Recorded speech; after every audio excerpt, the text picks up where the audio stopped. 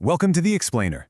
Today, we're diving into the tragic, triumphant, and honestly, just deeply influential story of a lyricist I guarantee you've heard, even if you don't actually know her name. We're talking about Linda Creed, and trust me, her words have probably been the soundtrack to some of the absolute most emotional moments of your life. So let's just address this really jarring fact right up front. She wrote The Greatest Love of All while dying of breast cancer at just 37 years old. And she never even saw Whitney Houston take it to #1. It's a heavy realization, right? I mean, the lyrical mastermind behind literally one of the most defining cultural anthems of the 20th century passed away just weeks before her own words reached the absolute top of the charts back in 1986. Which brings us to part 1, the unseen lyrical genius. You really have to consider the incredible, honestly unlikely juxtaposition of her life. On one side, you have her background, a middle-class Jewish girl from the Mount Airy neighborhood of Philly who actually proudly referred to herself as a housewife and mother. But then, on the flip side, her musical impact. She became a core architect of black urban Philadelphia soul in the 1970s.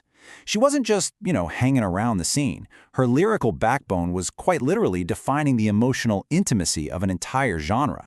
So how exactly did she pull that off? Well, she drew immense inspiration from the legendary Smokey Robinson.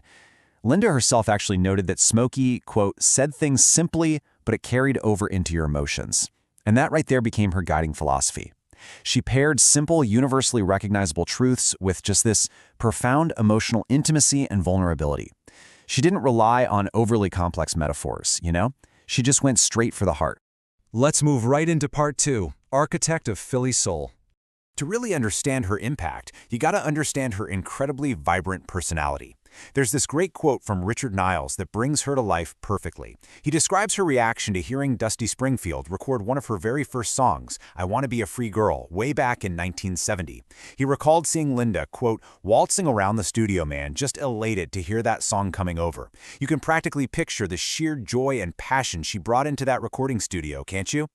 And all of that passion found its absolute perfect match when she transitioned over to Mighty 3 Music and teamed up with producer Thom Bell. People literally describe their partnership as magic made in heaven, and honestly, looking at it, it's easy to see why. Creed provided this evocative, deeply romantic wordplay, and Bell backed it up with those bottom-heavy, lush, string-laden orchestrations. Together, they basically formulated the entire DNA of sophisticated 70s R&B. I mean, they weren't just writing deep album cuts here, they were creating timeless, chart-topping anthems. We're talking You Are Everything by the Stylistics in 71, Betcha By Golly Wow in 72, and The Rubber Band Man for the Spinners in 76.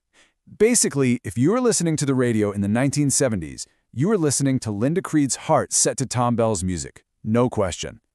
This brings us to part 3, Writing Through the Pain. In 1974, at the incredibly young, staggering age of 26, Linda Creed was diagnosed with breast cancer. By 1976, she underwent a radical mastectomy, and yet, look at the timeline here. In 1977, she co-writes The Greatest Love of All.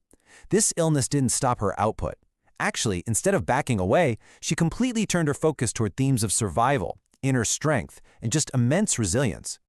So, teaming up with composer Michael Masser in 77, she was tasked with writing a track for a Muhammad Ali biopic. And sure, she drew on Ali's fierce dignity for that. But she was also heavily channeling her own grueling battle with cancer to write this profound message of self-empowerment.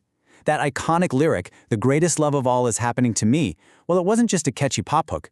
It was a deeply personal mantra from a young mother fighting for her life, literally teaching herself and eventually the rest of the world how to love oneself through the absolute darkest of times. And Matt leads us straight into part 4, An Overdue Immortal Legacy. 37. Linda Creed was only 37 years old when complications from breast cancer ultimately took her life in April of 1986. It is just a devastatingly young age to lose anyone, let alone an artist who clearly had so much more left to give us. But wow, her output in that short time was staggering. I mean, in roughly a decade and a half, she generated over 125 songs, which resulted in more than 20 gold and platinum records. Just to put that into perspective, she amassed nearly $500,000 from her compositions by 1975 alone. She was a total powerhouse of productivity. And remember, this was even while she was undergoing really aggressive cancer treatments. Thankfully, her legacy lived on immediately.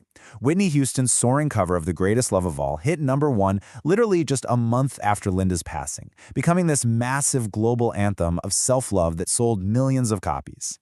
But her impact wasn't just musical, you know? In 1987, her family and friends launched the Linda Creed Breast Cancer Foundation. It was actually Pennsylvania's first freestanding breast cancer nonprofit, completely dedicated to helping underserved populations. And then, by 1992, she was rightfully inducted into the Songwriters Hall of Fame. And finally, we arrive at this momentous year, 2026. 4 whole decades after her passing, Linda Creed receives a heavily delayed but deeply, deeply deserved induction into the Rock and Roll Hall of Fame for musical excellence. Honestly, it took way too long, but the Hall of Fame finally said out loud what soul fans have known for decades. Linda Creed was, without a doubt, one of the greatest songwriters of the 20th century. So, as we wrap up this explainer, I really want to leave you with a final question to chew on. Next time you hear The Greatest Love of All, whose voice will you truly hear? Are you going to hear the iconic pop star, or will you remember the young cancer survivor, that devoted mother from Mount Airy, who penned those immortal words to save her own spirit? Thank you so much for exploring this remarkable life with me today. Keep listening closely to the music you love, and I'll catch you in the next explainer.